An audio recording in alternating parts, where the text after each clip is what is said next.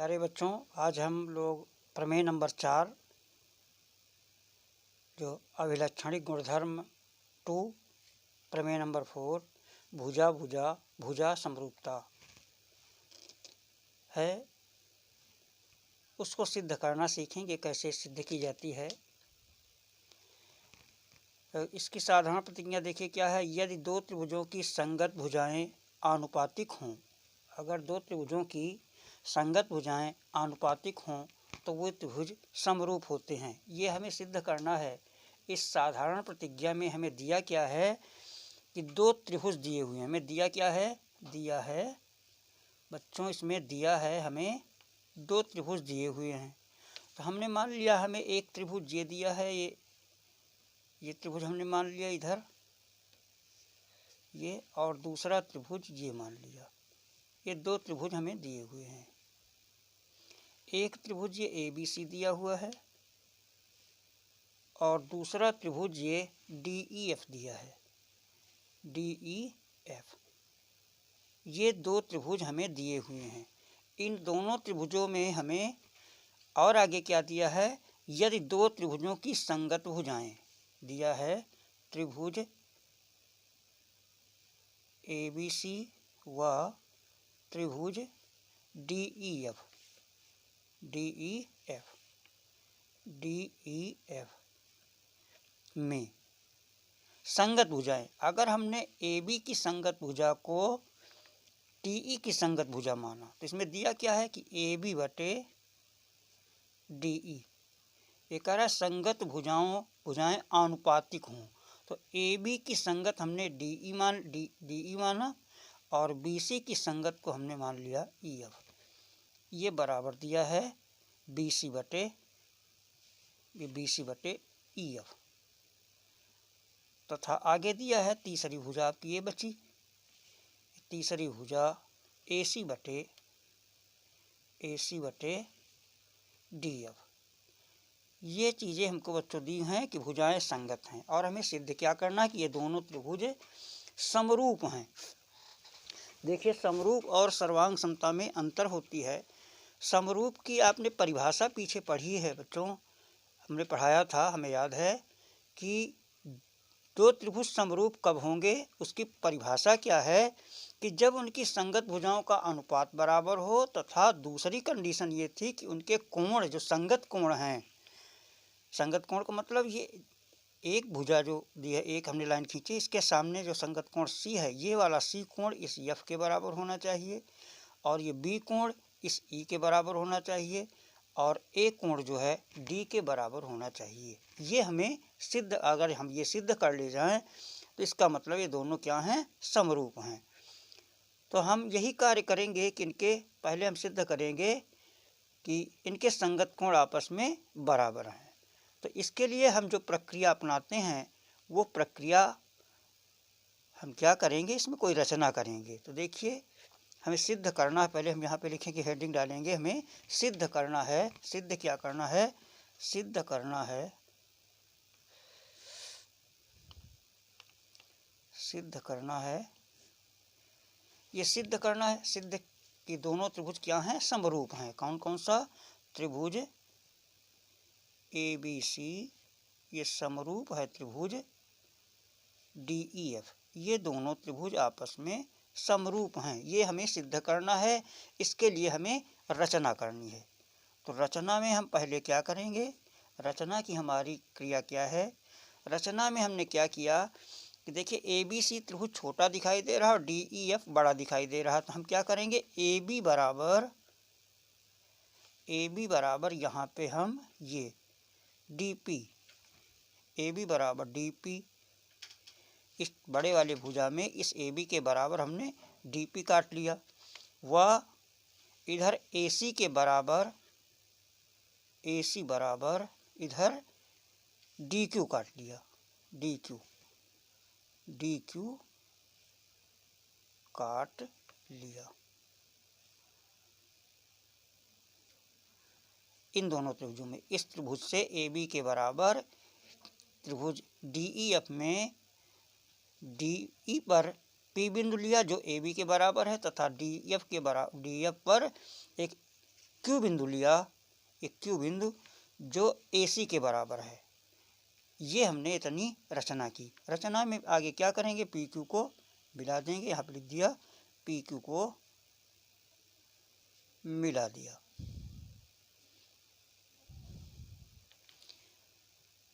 बच्चों यहाँ तक आप लोगों के समझ में आ गया होगा। अब हमें क्या करना है कि इसको हमने मिला दिया, अब हमें उपपत्ति लिखनी है। इसकी उपपत्ति क्या है, तो उपपत्ति में देखिए हमने क्या बताया था कि दो त्रिभुजों को हम क्या करेंगे, सर्वांग समसिद्ध करेंगे। और ये हमने हमने क्या कहा था, कोण आपस में बराबर, कोण A कोण D के बराबर, कोण B कोण E के बराबर और कोण C कोण F के बराबर। तो देखिए हमने जो रचना की, अब जो हमारा ये वाला त्रिभुज बन गया, इधर यहाँ पे त्रिभुज बना। एक त्रिभुज है DPQ, दूसरा त्रिभुज है DEF। दो त्रिभुज हमें प्राप्त हो रहे हैं। तो उपपत्ति में हमने देखिए हमें लिखा है, मिला है वहाँ पे कि AB बटे DE ये बराबर किसके है, इसको छोड़ लेंगे क्योंकि इसके जो है इस रेखा में हमने जो काटा है, यहाँ पे DP काटा है और DQ काटा, तो ये वाली भुजा लेंगे। AC बटे DF ये लेंगे बच्चों। तो इसमें हमें क्या, ये तो दिया है, ये हमें क्या है, दिया है में हमने लिखा है कि आपस में बराबर हैं। अब ये बच्चों देखिए, इसलिए यहाँ पे लिख देंगे चूंकि, इसलिए अब AB के स्थान पे हम क्या लिख सकते हैं, DP लिख सकते हैं, DP लिख देंगे। और इसे DE ऐसे ही लिख देंगे, DE लिख देंगे। और यहाँ पे AC के स्थान पे DQ लिख देंगे और बटे DF हो जाएगा। तो अब यहाँ पे देखिए बच्चों, पूरा कार्य हमारा इस वाले से, इस त्रिभुज से काम खत्म हो गया, इसमें आ गया काम हमारा। एक त्रिभुज ये बन रहा DPQ, दूसरा बन रहा है DEF में, कि हमें दिया है AB बटे DE, ये देखिए दिया है AB बटे DE और AC बटे DF, ये हमें दिया हुआ है। और ये जो हमने AB के स्थान पे हमने मान रख दिया DP का और AC के स्थान पे DQ लिख दिया। तो ये हमारी रचना क्या हो गई, ये हो गया हमारा DP बटे, जहाँ पे AB लिखा है वहाँ पे हमने क्या लिख दिया, DP लिख दिया और AC के स्थान पे DQ लिख दिया। तो एक ये रचना ये हमारा समीकरण बन गया। ये बना रचना के द्वारा, जो हमने रचना की, बराबर काटा था रचना से। अब इन दोनों त्रिभुजों में देखिए कि हमने पढ़ा है कि अगर DP और यहाँ पे लिखा DP बटे DE और DQ बटे DF, ये अगर आपस में इनके अनुपात बराबर हैं, तो थेल्स प्रमेय की जो विलोम थी, अगर इसको हम चाहें, थेल्स प्रमेय में एक विलोम थी, और कि अगर इनके अनुपात आपस में बराबर हों, इसमें उप प्रमेय का बच्चों ही प्रयोग हुआ है। क्योंकि हमने प्रमेय जो पढ़ी है DP बटे PE बराबर DQ बटे DF पढ़ा है। तो अगर इसको हम पलट दें या इसमें जो हम क्या करें, वो एक घटा दें, एक घटाने के बाद फिर इसको हम निकाल लेंगे। इसको पहले पलटेंगे और पलटने के बाद एक घटा देंगे। तो या तो ऐसे करिए, या फिर आपको मालूम होना चाहिए कि DP माने इतना भाग बटे पूरा भाग, फिर इतना भाग बटे पूरा भाग, ये बराबर हैं। तो ये थेल्स प्रमेय की हमारी जो आधारभूत प्रमेय थी, उसकी जो विलोम थी, तो हम लिखेंगे थेल्स की विलोम प्रमेय से, थेल्स की विलोम प्रमेय से। थेल्स की विलोम प्रमेय से क्या होगा बच्चों, कि अगर ये अनुपात बराबर थे तो इसका मतलब PQ जो है इस EF के समानांतर होगा, PQ समानांतर EF। जितना हम सिद्ध कर लिए गए कि ये समानांतर है। अब बच्चों जब ये समानांतर सिद्ध कर लिए गए तो ध्यान दीजिए, ये रेखा जब इसके समानांतर होगी तो ये वाला कोण इस कोण के बराबर हो जाएगा, क्योंकि जब दो समानांतर रेखाओं को तिर्यक रेखा काटती है तो उनके संगत कोण आपस में बराबर होते हैं। संगत कोण होने के कारण बराबर हो जाएंगे। और ये दोनों रेखाएं समानांतर हैं, तो इधर ये तिर्यक रेखा काट रही है, तो ये वाला कोण जो है इस कोण के बराबर हो जाएगा बच्चों, हो जाएगा। तो इसमें देखिए हम क्या लिख देंगे यहाँ पे, जब दोनों रेखाएं समानांतर हैं तो लिख देंगे इसलिए कोण DPQ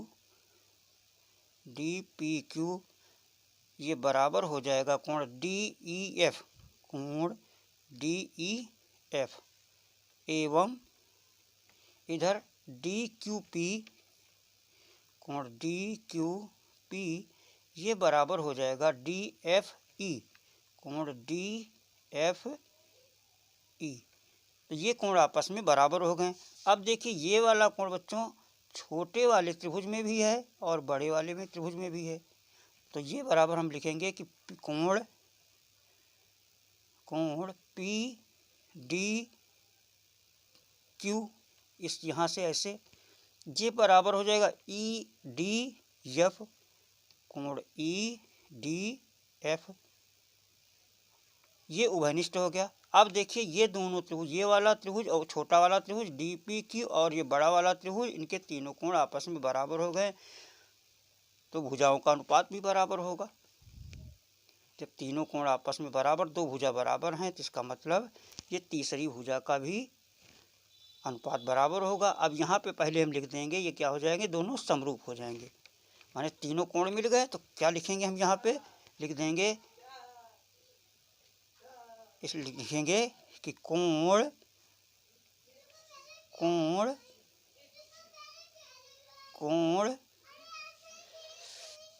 समरूपता से, कोण कम समरूपता से क्या हो जाएगा कि दोनों त्रिभुज, इसलिए त्रिभुज DPQ या PDQ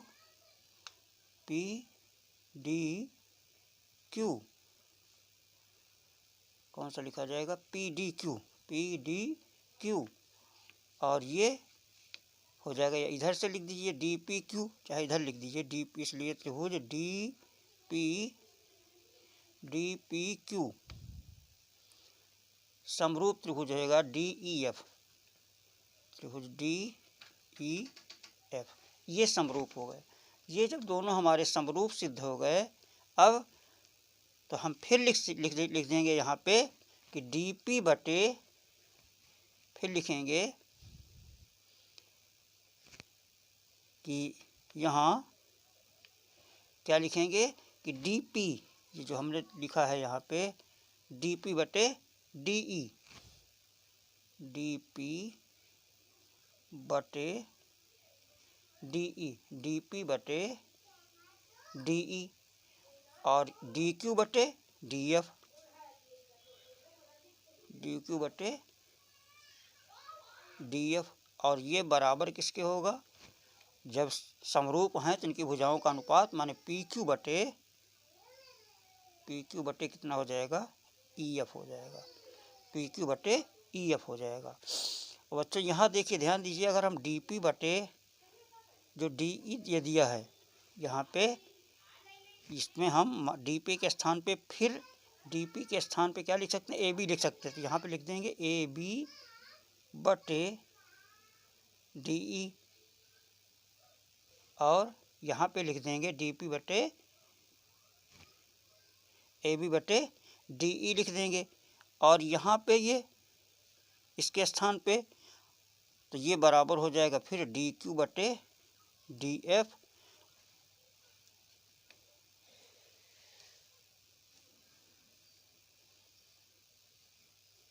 ये बच्चों देखो सर्वांग समरूप सिद्ध हो गए। तो हम यहाँ पे क्या लिखेंगे कि तीनों भुजाएं DP बटे DE बराबर ये हो जाएगा DQ बटे DF और इधर PQ बटे हो जाएगा EF। अब इसके बाद DP के स्थान पे हम मान लिख देंगे। तो DP के स्थान पे क्या लिखा जाएगा, DP के स्थान पे AB लिख दिया जाएगा, AB बटे DE और इसको लिख देंगे हम ये DQ बटे DF, ये बराबर हो जाएगा PQ बटे EF, ये हो जाएगा EF। अब देखिए बच्चों AB बटे DE, AB बटे DE ये बराबर है PQ बटे EF। पी क्यू बटे ये वाला, इसको और इसको हमने साथ ले लिया। और यहाँ पे फिर क्या लिखेंगे, इधर और हमारा क्या हो जाएगा, ये बी सी बटे जहाँ पे हमने डी क्यू लिखा था, ये यहाँ पे देखिए ये ए बी बटे डी ई, और ए बी बटे डी ई बराबर ये है पी क्यू बटे ई एफ लिया। और हमें प्राप्त क्या है कि ए बी बटे डी ई, ऊपर देखिए ए बी बटे डी ई बराबर बी सी बटे ई एफ दिया है। इसके स्थान पे हम क्या लिख देंगे, बी सी बटे ई एफ, इसे लिख देंगे बी सी बटे ई एफ लिख देंगे। तो अब बच्चों इन दोनों को साथ लेंगे, इसको हटा देंगे, तो इसमें देखिए ये इन दोनों को साथ लेंगे, इसका मतलब ई एफ और ई एफ दोनों बराबर है, तो पी क्यू भी बी सी के बराबर होगा। इसलिए पी क्यू बराबर किसके हो जाएगा, बी सी के हो जाएगा। ये दोनों भुजाएं, ये बी सी भुजा, ये जो बी सी भुजा हमारी है, देखिए बच्चों ये बी सी भुजा इस पी क्यू के बराबर हो जाएगी। ये हमने सिद्ध कर लिया। जब ये हमारा सिद्ध हो गया तो अब हमें देखिए ध्यान दीजिए कि तीनों भुजाएं, ये वाली भुजा इस भुजा के बराबर थी, डी पी भुजा ए बी के बराबर रचना से, और ए सी भुजा डी क्यू के रचना से, और बी सी बराबर पी क्यू, ये हमने सिद्ध किया। तो अब हम क्या लिखेंगे, अब त्रिभुज कौन से, ए बी सी और डी पी क्यू क्या हो जाएंगे, सर्वांग सम हो जाएंगे। इसलिए त्रिभुज ए बी सी ये लिख देंगे हम सर्वांग सम त्रिभुज, कौन सा हो जाएगा, यही डी पी क्यू। ये दोनों बच्चों ये दोनों त्रिभुज आपस में सर्वांग सम हो गए। जब सर्वांग सम हो गए तो हमने बताया था सर्वांग सम समरूप हो सकता है, लेकिन समरूप सर्वांग सम कोई ज़रूरी नहीं कि हो। और हमने क्या सिद्ध किया, यहाँ पे हमने सिद्ध किया कि डी पी क्यू, इसके बाद त्रिभुज डी पी क्यू, जो डी पी क्यू है ये समरूप किसके है, ये समरूप हमने सिद्ध किया है डी पी क्यू, ये D P Q D E F, त्रिभुज डी ई एफ है। और अभी हमने क्या किया था, डी पी क्यू और ये डी पी क्यू के स्थान पे हम क्या लिख सकते हैं, डी पी क्यू, देखिए डी पी क्यू इस ए बी सी के सर्वांग सम है, तो इसके स्थान पे हम क्या लिख सकते हैं, इसके स्थान पे लिख सकते हैं त्रिभुज ए बी सी लिख सकते हैं। ए बी सी ये हो जाएगा समरूप किसके हो जाएगा, त्रिभुज डी ई एफ के, त्रिभुज डी ई एफ के। यही सिद्ध करना था बच्चों कि त्रिभुज ए बी सी त्रिभुज डी ई एफ के समरूप होगा। लिख देंगे हेंस प्रूव्ड। यही सिद्ध करना था बच्चों। तो ये आपकी प्रमेय नंबर 4 सिद्ध हुई। Thank you for watching. Do the best. God bless you.